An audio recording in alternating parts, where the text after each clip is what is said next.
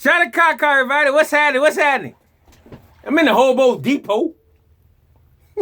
Alone. All right, look.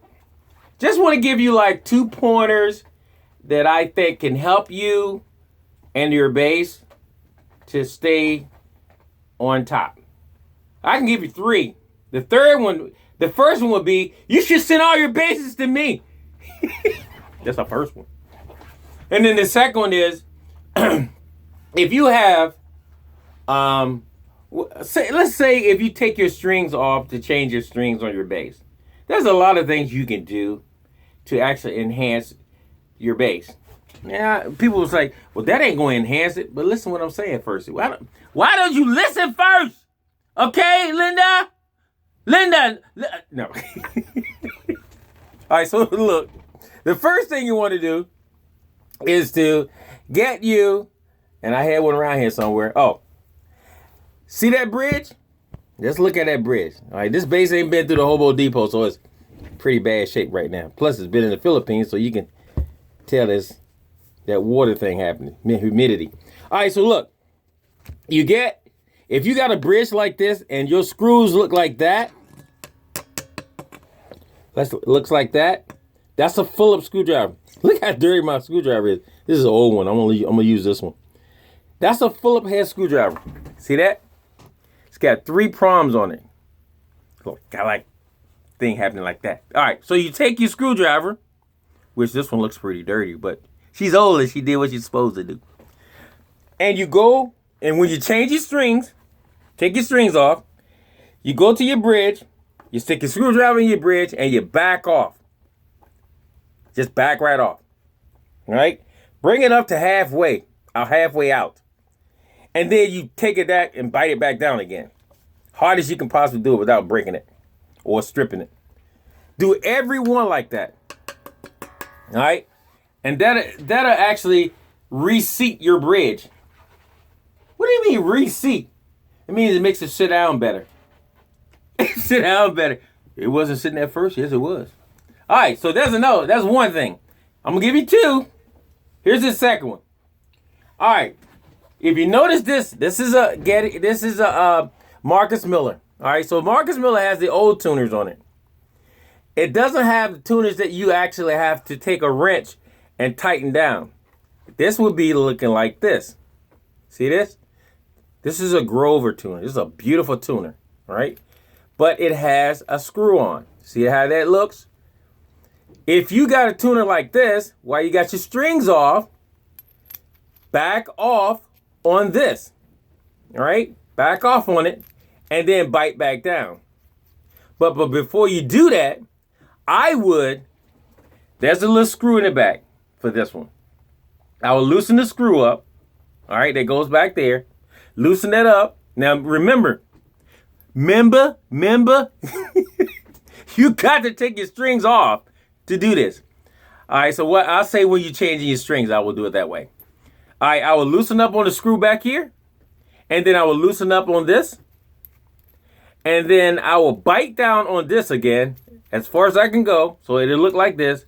All right, you see that? It'll be looking like this. I will bite down on that as much as I can, and then retighten the screw in the back. All right, that's reseating. That's good info. Reseating. Now, on these kind of bases, what I would do, this is a Marcus Miller. I'm going to flip it over. Well, I'm going to have to flip it this way because it looks crazy. I would actually back off on all of these while I got the strings off, and, reseat it again, push it back down, and then bite back on it. Now, you got to be careful with these because they will break off.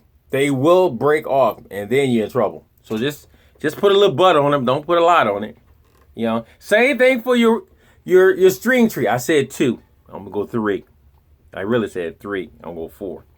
On your string tree, that's another thing. A lot of people don't pay attention to this stuff. Back, when you got your strings off, back up off your string tree, back up off it, and then back and bite back down on it again. It reseats everything. All right, gives you a base of the reseating thing. I call it the reseating thing. You can call it what you want. I just call it. You can call it tighten down on all your screws. But that helps, that helps your bass, because a lot of people don't do that. They'll change strings and never notice that their tuning key is moving. If your tuning key is moving and your bass keep going out of tune, and you can't figure out what's going on, then that's what's the problem is. The problem is tuning key is moving because it's not seated down very well. Well, that's my thing for today. There's many more I can tell you. Oh, you know what? Here's number 5. I just keep on going and keep on going. While you got your strings off, I will back off this a little bit. All right? Back off the nuts. You ain't got to pop the neck. You ain't got to do that. If you never had the neck off, leave it alone. But I will back off the screws and then bite back down on them again. Be careful with that too, because you don't want to get stripped out with those. You can replace them, but you don't want to go too far in that neck. And, same thing for, I'm just going on, right? Same thing for your knobs. If you can take your knobs off, you use one of these to take it off, right? With this kind of thing, you have to go inside of it and then unscrew that little Allen wrench thing. Allen wrench thingy screw. I'm just making up all kinds of stuff today. Allen wrench thingy screw. You gotta take that off and pull it, and that will come right off. And then I will take a wrench like this. See that? That's an open box end wrench. Open box end wrench. Or I will take one of these. This is called a crescent wrench. We learning some stuff today, y'all. This is called a crescent wrench. I would take a crescent wrench and tighten down, not much. Tighten down on after you pull the knobs off, you tighten down on that and put the knob back on, and then tighten your knobs really well. You can use this, which is a crescent wrench.